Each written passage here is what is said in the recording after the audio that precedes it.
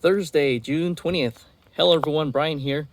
Today we have the sun coming out, and as you recall from our last update, we've had a very cloudy year, more cloudy than usual, and it's allowed for us to have heavy sets of the tomato plants. The cooler weather keeps the pollen viable, and then one of the things I notice is that this year we have fewer tomato bugs. These are the little tiny thrip-like insects that would suck the sap from the tips of the plants and take away some of the robustness. And I noticed that they were very prevalent this year, and then noticed that they were non-existent this year because of that colder weather. We also have some of our purple raspberries that are setting fruit. So today I'm going to take you to the front area where we grow our vegetables, and because of succession planting and because of figuring out how to grow things that you normally wouldn't be able to grow, we are now, for the most part, self-sufficient in our produce. So we buy very little produce from our market. The only time we buy it is if we are entertaining and we didn't grow enough. So part of it is just knowing how much to grow so that we can maximize our space, and so we grow just enough for our needs. Here is another tomato plant. This is the Black Prince tomato, and it's growing on top of the dragon fruit here. I noticed last year the dragon fruit gets sunburned, so we're growing this as a shade plant. This is also, if you're visiting for the first time, our citrus grove. We have various varieties of citrus, including many different varieties of the blood oranges over there. But today I'm going to primarily focus on our vegetables. Cauliflower is something that I haven't figured out how to grow year round. At this point, I think it's not possible, but I'm going to keep trying. So the one that we can grow and coming as close as possible to cauliflower is the loose cauliflower. So this is a variety type of cauliflower that originated from a region in China called Toisan. And this is a particular variety that is developed in the United States. This is called the Fiorello 70, and it grows well here. And we do actually have some Toisan varieties that a neighbor who happens to be Toisan shared with us one day, and that's how we learned about this one. An Instagram gardener let me know about the Fiorello 70 that they grow. So we can always have seeds for the Fiorello 70 by buying it. And then next you'll see our strategy of succession planting. So we'll have broccoli. So this is Eastern Magic, and it's still growing. It can get much bigger than this right here, so it will at least double in size. And the other part of being able to be self-sufficient in produce is that after the main crown is harvested, the broccoli plant will make side shoots, and we get these little tiny florets. When you pick them and you add them together, you get just as much as the main crown. So this is Eastern Magic.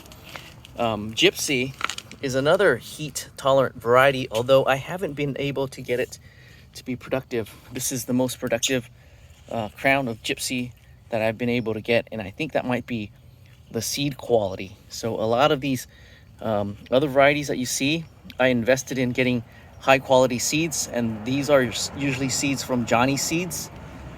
They are high quality seeds, but they provide a lot, and you get a little bit of bulk discount in that. Another high quality seed company is Botanical Interests. While the prices are lower, you get fewer seeds. So that's a great place to start if you're looking for high quality seeds, is look into getting seeds from Botanical Interests. This is not a knock on Fairy Morse, but this is This is from Fairy Morse. I purchase a lot of seeds from Fairy Morse because they're good value, and most of my seeds come from them. So as opposed to when it comes to things like difficult things to grow like broccoli, I probably avoid Fairy Morse. Here is another broccoli that's in succession. This is another variety that is a proven variety for growing year-round, and it's Monty. Monty is a heat variety, although I now gravitated to really liking Eastern Magic because Eastern Magic produces a big crown and it's very productive. We're going to use up our Monty seeds. And Monty is another one that is a succession harvested variety. It will produce a lot of side shoots. So here's Monty coming in, and I'm going to take you out to the front yard where we have more vegetables. These are called carnivorous vegetables or brassicas. So we have more brassicas out there, and then we also have more of the corn that's growing here. This is the Vision MXR corn, and then on the corn, the pumpkin has gotten out of control, and I'm just going to live with it. I'm afraid it might break our stalks. So we have, that one is a winter luxury. So these are small pie pumpkins that's forming on there. So let's head out in front where you'll see more brassicas. This here is a patch. There's 3 plants of the pumpkins, and this is the Kakai hulless pumpkin. If you've never seen a hulless pumpkin, when you get in there, this pumpkin seeds, they have no hulls, so you can just take it out, roast them, and you don't have to worry about cracking the seeds. Great for using in the kitchen when you need pumpkins for things like a pozole. And then next to our 3 pumpkin plants, there is a potato plant. So we hill these guys and in straw and hay to make the harvest easier, and we harvest it. Potato is something that we can also don't need to go to the market to rely on unless we need to get enough to host people. We grow these year round. We have different potatoes that are sprouting throughout the year, and then we'll just stick it in the ground. Oftentimes we'll get a harvest. Sometimes we get a little tiny potato, we'll save that, and the next time it sprouts, it'll cycle up to the proper time of year and it'll give us a big harvest. So here's some more of the brassicas. So here we had recently harvested a big head of this Eastern Magic. You can see the base of where the head is pretty big, and now it's starting to make these side shoots. So we just pluck them off, and the more we pluck, the more they'll grow. So we have to make sure we keep plucking, otherwise it'll stop growing. I'm going to talk a little bit louder because there's a plane going over. Hopefully that doesn't bother you too much. So this crown here is still pretty small, and you can see the buds. If you can see it, if the camera will focus, they're still pretty tight. So if we let it grow some more, this will get double or triple in size. There is some more of the brassicas, and these guys look like they're coming to their end now. So at some point we're going to remove the plant, but once again, more of the side shoots here. Let me come back a little bit so you can see the side shoots. So this is another Eastern Magic, and then this one behind it is a sprouting broccoli.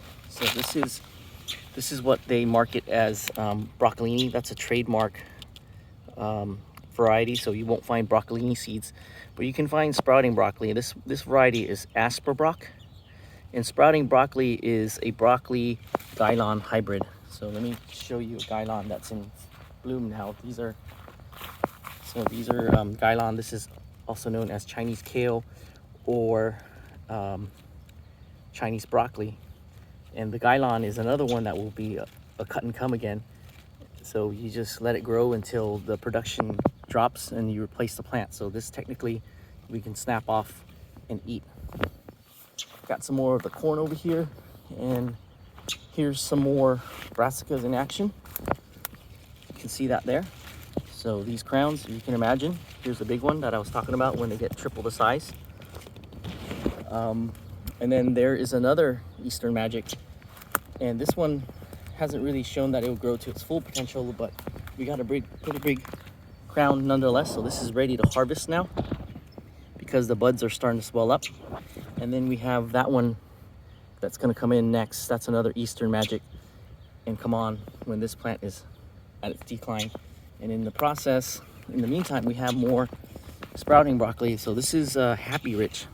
This is grows a thicker stalk, and this is closer to Gailon. So if you like Gailon, then this is a good variety grow called Happy Rich. You can see the side shoots. And then over here we got another Eastern Magic producing. So if you can imagine, we can come out here every few days and collect enough of the broccoli for our needs. We also have some tom-tom flowers down here, and then this is a pozole corn that's growing out in the front yard now. We got some pinto beans that are growing, and we'll use the pozole corn as a trellis. And also we're trying out some tomatillos this year. We'll use the corn stalks as a trellis. And in the meantime, there are pumpkins. There's a pumpkin vine, a couple of them growing under here. This is the sugar pie pumpkin. That's an heirloom variety. And earlier in the year, or I should say last fall, we grew some wheat. And we chopped it back now, and we're using the lower portion of the wheat as a hedge between the sidewalk and our growing area. So it's a good hedge. And I left some of the wheat here for people to see what a wheat plant can look like. We have some daylily that's here, and this is the wild daylily. In Asian cuisines, when you have a daylily bud like this, you would pick it and you let it dehydrate, and it becomes a type of vegetable. So have you ever had sweet and sour soup, hot and sour soup? This is sometimes in there, and sometimes you might find it tied up as a bow in your soup. So that's the daylily. And on this side here, we have another purple raspberry plant. And you can see the raspberries that are forming. This is a variety that's known to grow in California. So being in California, it's gonna be a good productive raspberry variety for us. I'm trying to think to see if there's anything else interesting over here. Our mulberry, we train it along the fence because they get tall and they block out all the light. This is a good compromise. So it's a espalier way of growing a mulberry, or épalier if you give it the French pronunciation. And the other nice thing about our gloomy weather is that the hydrangeas have been in full bloom. So got some nice hydrangeas in bloom. Before I end, there's another growing area that we use, which is part of our front yard, and it's kind of slopish. We have different tomato plants here. These are Roma tomatoes. This is Martino's Roma tomato. So we have a couple plants here, and then the standard Roma tomatoes, Italian Romas are right there. Got a banana pepper right there. And then in front we have also some paprika, and then our succession potato. So let me swing around and show you that. This is a Violet de Bordeaux fig. And out here, got some potato plants. So here's a succession. We harvested some nice potatoes from this spot. We put another one in. Same for over here. Now we have another potato that's sprouted. And then the paprika peppers are right here. You can see some of the Alma paprika peppers forming. So we tuck in things that are edible in our front yard area here with ornamentals. Here's another succession broccoli. This is a Monty. And we also have herbs like pineapple sage, regular sage, rosemary. This is a variegated sage that we just kind of grow as a low-lying ornamental plant. And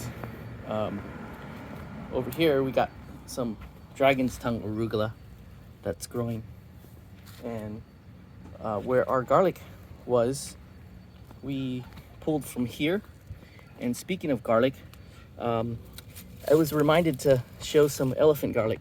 So the elephant garlic, they pretty much grow like weeds, and we grow them in the clay. Let me see if I can pull it up. This one's pretty tight, so I can't pull it up.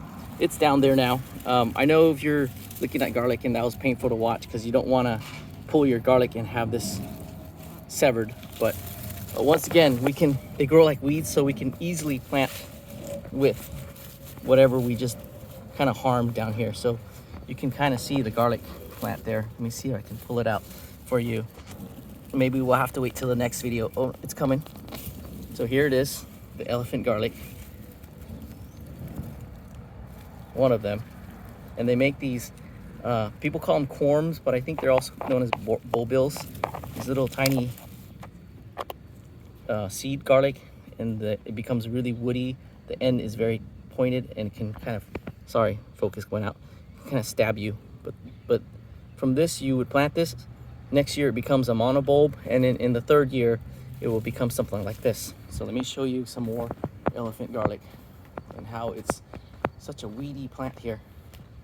Here's another one, and some of them we let the scapes grow so that we can get a nice flower out of it. Here's another one over here. Yeah, so if we let them grow a little bit longer, the actual elephant garlic head would be much bigger. Let's see if we can yank this out a little bit and see if it moves. It's moving.